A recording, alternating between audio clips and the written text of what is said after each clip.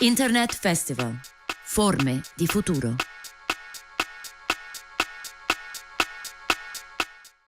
I'm going to briefly talk about social media and specifically about a concept which is hopefully familiar for many of you, which is likes. You put stuff on Facebook and Instagram and stuff, you're aiming to get more likes. At the end of the day, part of the job of social media is to make you feel good. However, today I'm specifically talking about a specific social network, which is Tinder. Who has used Tinder before? Nobody's gonna admit to it. Fine. For those who do not know what Tinder is, Tinder, let's say it's a dating app. It's not exactly that, but you can think of it as a dating app. The idea is that you go to a new area or you're somewhere. It allows you to discover people who are geographically close to you, and they are looking for dating and fun. It's extremely popular, over 100 million downloads around the world. And how does it work? The most important thing is that you have a profile. So you have a profile, you have a little picture of yourself, you have a bio about who you are, maybe what interests you have, and you've got to kind of make it look more attractive, but I'll briefly tell you why that is important. So, firstly, this young lady, Juliet, is hanging around town, and she's like, I wish I could meet somebody fun, maybe, where's my Romeo?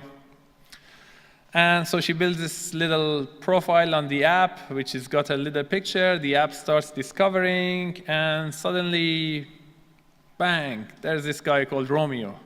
She sees the picture on the app, finds it interesting. She's like, this guy looks like interesting. So she has two choices here, based on the picture. Click click no and get rid of this guy, which is called swipe right. Or swipe left and like the guy. Once she does that, so until this point, Romeo has no way of knowing what's happening in Juliet's world.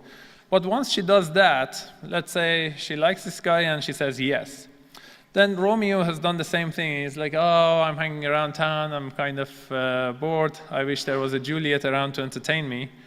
And he does the same thing, and he sees that, this lady looks interesting. And he also doesn't go for no, he goes for the yes. And bang, suddenly there's a match. Once this climax has reached, excuse the pun, then the two of them can actually start having a conversation. So they can start sending messages to each other, and this is generally how it works with other social media. Then it might work or it might not work, and what happens rest, I leave it to your imagination.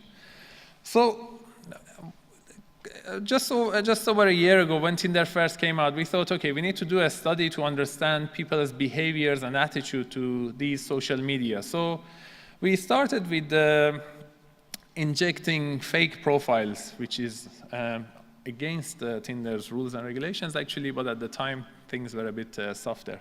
We did discuss this later on with them, and we did go through IRB and ethics approvals. So we created 7 male and 7 female profiles. You can think of them as bots. And we launched these profiles in New York City and London. And we didn't do anything further. These profiles just sat there. They did something, though. They started matching everybody. They started liking everybody. They would just go through everybody's profile one by one, and they would like them. So overall, by doing that, we saw about, there's no pointer, but that doesn't matter. We saw just over 200,000 male and female profiles in the 2 cities. So when do people use Tinder? So we said, okay, let's look at some statistics and see when is this whole dating thing popular.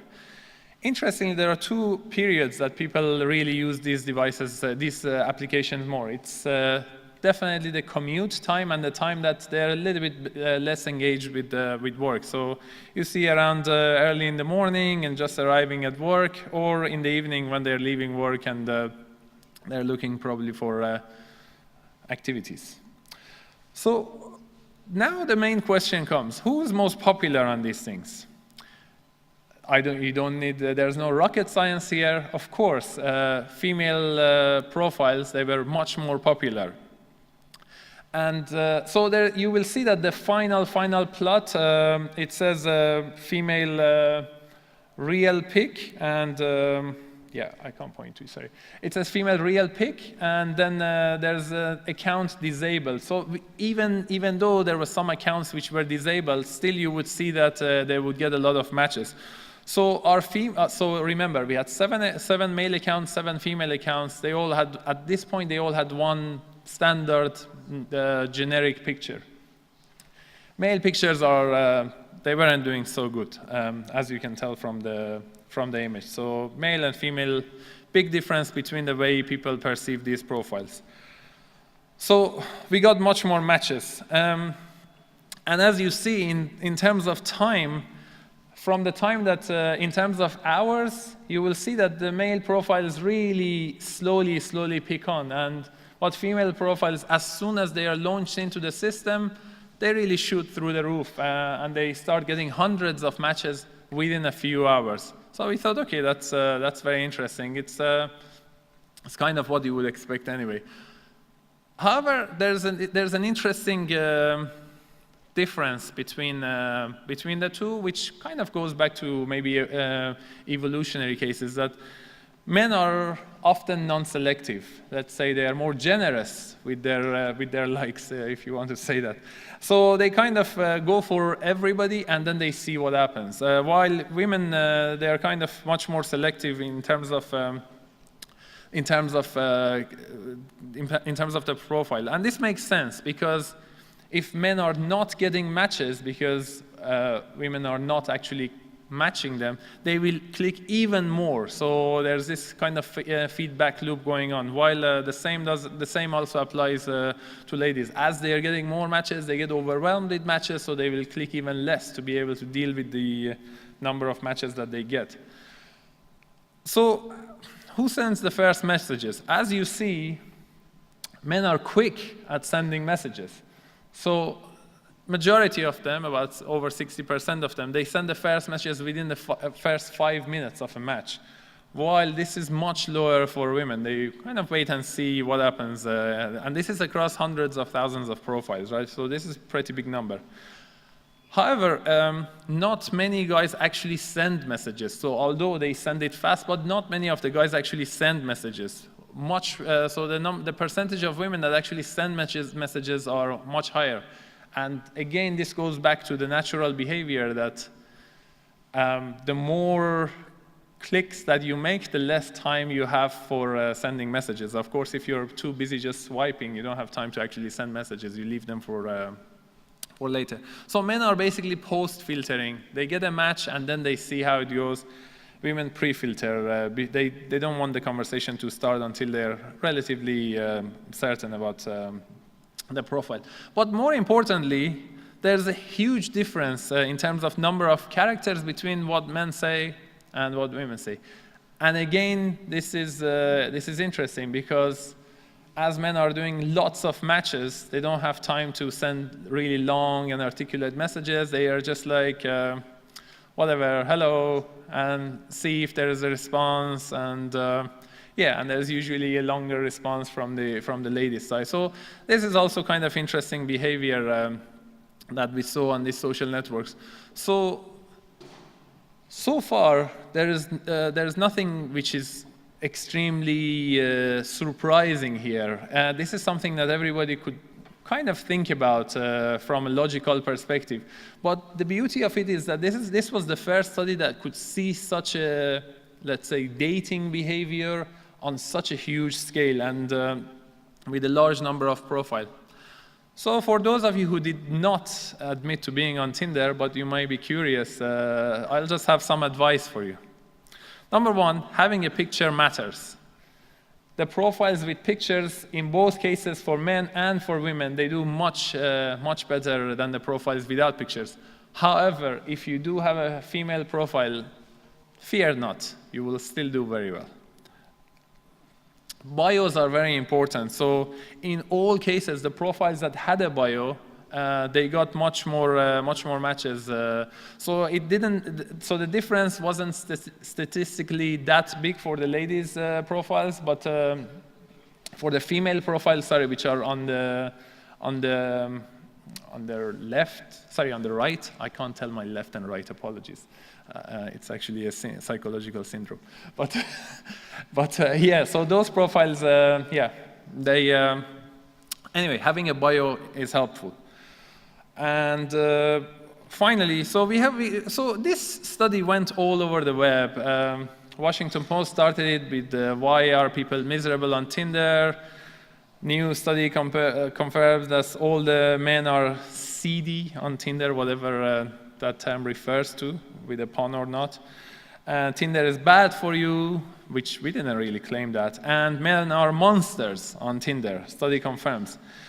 We really didn't say that men are monsters.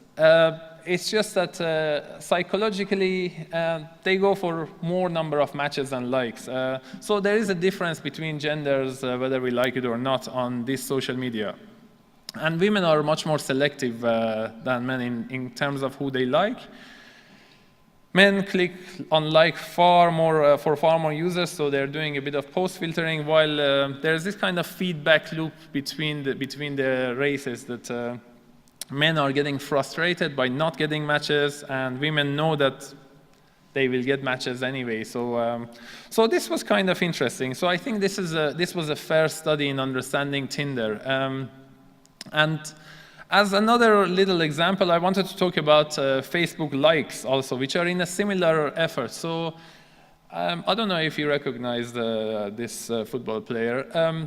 So he has a page, and these are what we call Facebook pages. One of the aims of businesses and profiles and characters on the web now is to maximize the number of likes that they get.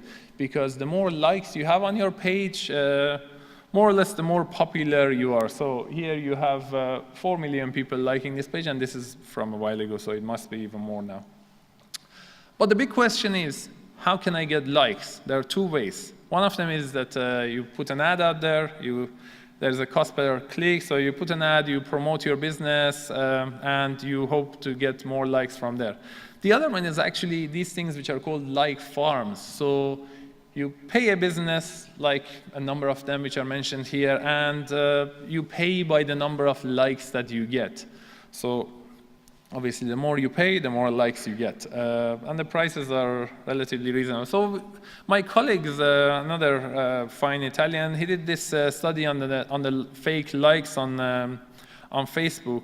So they created a bunch of empty Facebook pages, and then they started, and there was nothing on these pages. It was just absolutely, they even said, this is not a real page. Please do not like it. So, and ordinary individuals really shouldn't like these pages.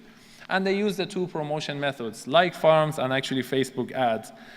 And they placed these pages in different locations, and they kind of paid a bunch of services, which, as you see, they have different rates for providing, delivering likes.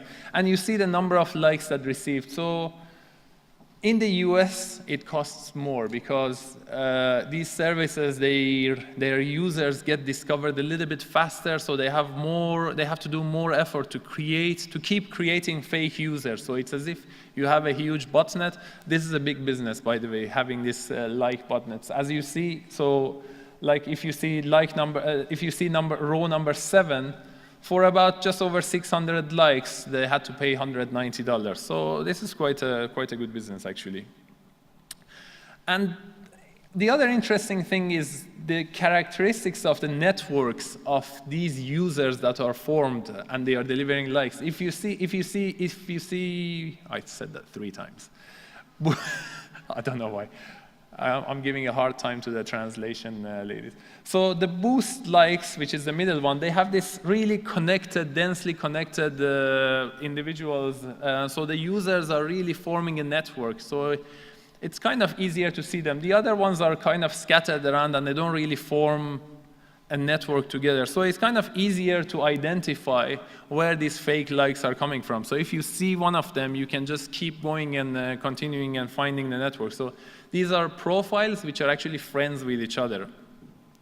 So, and then they did a quite quick study of the analysis, and it's interesting. Some studies are, some likes are delivered by bots, but some likes are actually, they have a more human type of behavior. So it's even possible that these networks, they hire people in countries which the salary isn't very high, so they get actually ordinary individuals to deliver, to go and like on pages. So if you see, this is how quickly, in terms of days, they got likes. Some networks, like the red one in San Francisco in US, they delivered the likes immediately. Some of them, they kind of slowly delivered it over time, which kind of looks more real.